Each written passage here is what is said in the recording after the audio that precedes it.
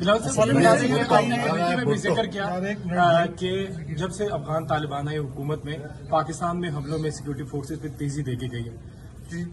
افغان طالبان مسلسل ڈینائل میں T T P اور ان کی لیڈرشپ افغانستان میں نہیں ہے.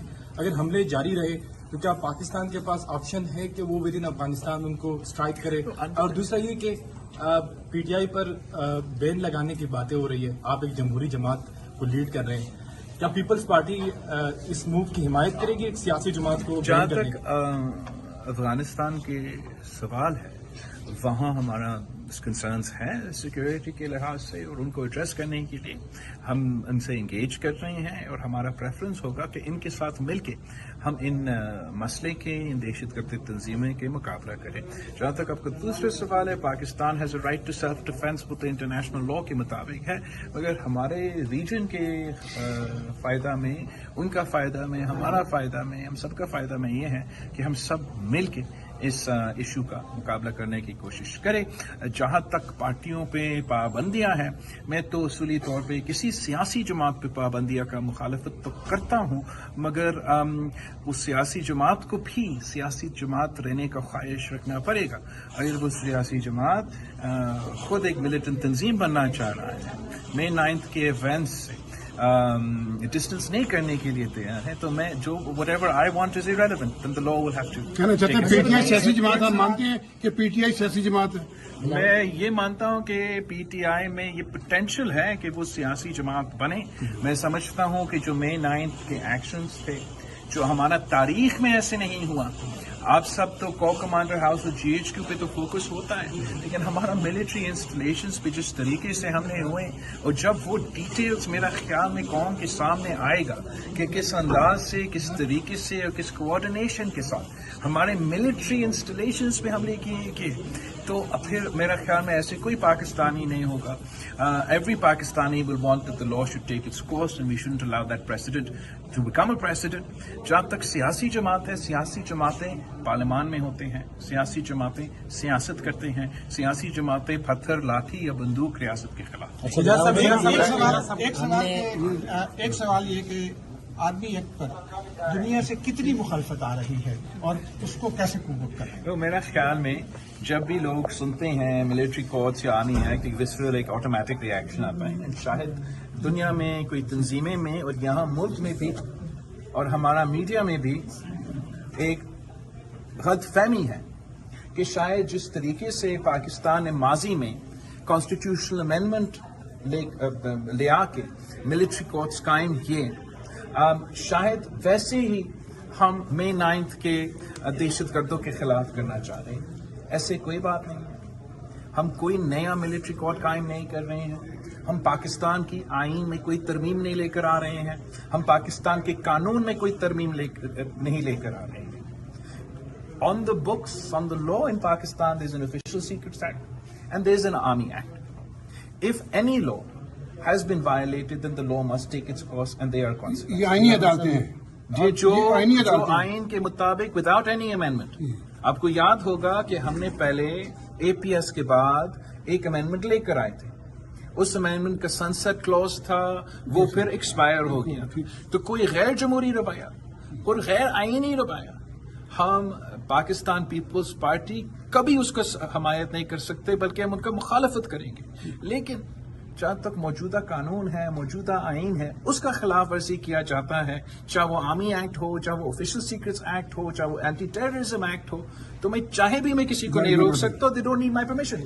Anybody can file an FIR and they can pursue their case. Bilawal صاحب، حیدر شرازی، جیو نیوز سے. اس سے قبل نواز شریف صاحب اور پیپلز پارٹی کے درمیان اختلافات بھی رہے، اس کے باوجود چارٹر آف ڈیموکریسی کیا. کیا اس وقت یہ ضرورت نہیں اسی طرح کے ایک ایگریمنٹ کی جس میں عمران خان بھی ہوں، آپ ان سے اختلاف بھی کریں، لیکن وہ ماضی میں وزیر اعظم بھی رہے اور اس وقت ان کی جماعت بھی ہے سینٹ میں، تو کیا ایسا ہو سکتا ہے کہ ان کو احساس ہونا چاہیے نا کہ ملک کا وزیر اعظم رہا ہے. ان کو احساس ہونا چاہیے کہ 70 سال کا 72 کا سیاست دان ہے.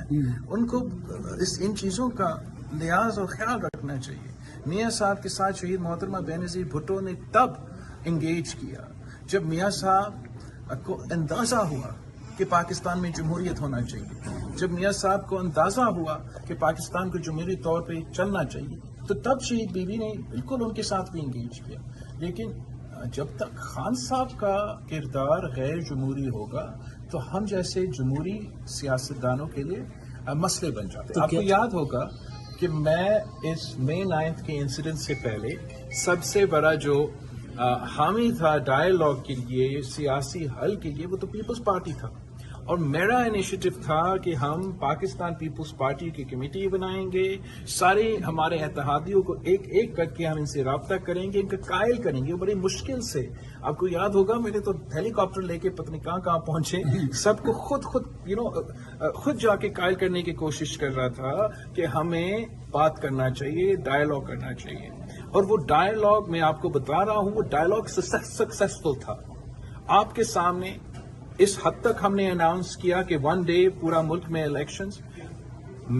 میرا انداز میں ہم آپس میں جو نمائندے تھے، حکومت کے نمائندے اور پی ٹی آئی کے نمائندے، اس بات پہ بھی اگریمنٹ پہ پہنچ چکے تھے کہ الیکشنز کب ہوں گے. رہتا اتنا تھا کہ خان صاحب کو اور ہمارے جو نمائندے تھے انہوں نے ہمیں کنونس کرنا تھا، اور خان صاحب کے نمائندے نے خان صاحب کو کنونس کرنا تھا. خان صاحب اس لیے اپنی زندگی میں کبھی نہیں کوئی سیاسی فیصلہ لیا ہے یا جمہوری فیصلہ لیا ہے. اس نے خود اس وقت ہمارا ٹاکس کو سیبوٹاج کیا، میرا ایفرٹ کو سیبوٹاج کیا، اور پھر بعد میں جو فیصلے لیے اس نے خود لیے. پاکستان کی تاریخ اپنی جگہ، پی ٹی آئی کی تاریخ آپ اٹھا کے دیکھیں. They have never suffered the consequences of their actions. They are like a child اور ایک بچہ کو اگر آپ ان کا actions have consequences, they don't learn that actions have consequences، وہ بدتمیزی کرتے رہتے ہیں. یہ آیا تھا یہاں 2014 میں، اس پارلیمنٹ پہ حملہ کیا، پی ٹی وی پہ حملہ کیا، ہم سب اچھے جمہوری بچے بنے اور ہم نے کچھ نہیں کیا ان کے خلاف. 2000 میں چلے سلیکٹڈ راج آیا، اس کو ہٹانے کے لیے ہم نے عدم اعتماد لے کر آیا. عدم اعتماد کے جواب میں، ہمارا جمہوری ہتھیار کے جواب میں ان کا غیر جمہوری رویہ تھا. ہم سب کو ٹریٹرز ڈکلیئر کیا، اسمبلی کو زبردستی ڈیزالو کیا گیا، آئین کو توڑا. سپریم کورٹ، بندیال کا سپریم کورٹ نے کہا یہ انکانسٹیٹیوشنل ایکشن ہے. میں نے خود اسمبلی میں کھڑا ہو کر کہا کہ آپ نے جب آئین توڑتا ہے آپ نے ایکشن لینا ہے. افسوس کے ساتھ ایکشن نہیں لیا گیا. May 25 he came back to اسلام آباد. اسلحہ اٹھا کے وہ اسلام آباد پہ حملہ آور تھے، تب بھی ہم نے کچھ نہیں کیا. مارچ میں جا کے 5 پولیس آفیسرز پنجاب پولیس کے گئے تھے زمان پاک کہ یہ ہمارے پاس وارنٹ ہے، آپ کورٹ نہیں جا رہے ہو، کورٹ تنگ آ کے آپ کی وارنٹ نکالیں، برے مہربانی ہمارے ساتھ آئیں. اس نے زمان پاک کو میدان جنگ میں تبدیل کر دیا. یہ کوئی جمہوری رویہ نہیں ہے، کوئی پولیٹیکل رویہ نہیں ہے کہ مولوٹوف کاکٹیلز آپ اپنے گھر سے زمان ساک سے پھینکنا شروع کرتے. پھر بھی ہم نے کچھ نہیں کیا. القادر ٹرسٹ کیس، میرا کیبنٹ کے سامنے 2-3 دفعہ یہ بات اٹھا، ہم نے مخالفت کیا کہ آپ سیاسی انتقام پہ اتر پائیں گے. ہم نے تو کام کرنا ہے، معیشت کو ٹھیک کرنا ہے، خارجہ پالیسی کو ٹھیک کرنا ہے. فارن فنڈنگ کیس، ہمارے پاس ایک ثبوت تھا جو اکبر ایس بابر نے کیس لے کر آیا کہ یہ فارن فنڈڈ ہے. وفاقی حکومت کے پاس اختیار تھا کہ بین کرے، بین کا سوال تھا پہلے. ہم نے کہا یہ رویہ آپ نہ ڈالے، برا پریسیڈنٹ ہوگا، ہم تو بہت جمہوری لوگ ہیں، آپ اگر ایسے کرتے تو آگے جا کے کیا ہوگا.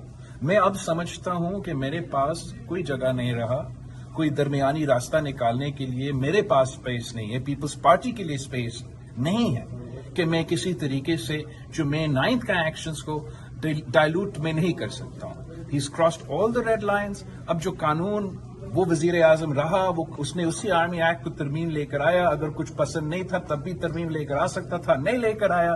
اب جو قانون ہے اس کا مقابلہ پی ٹی آئی کو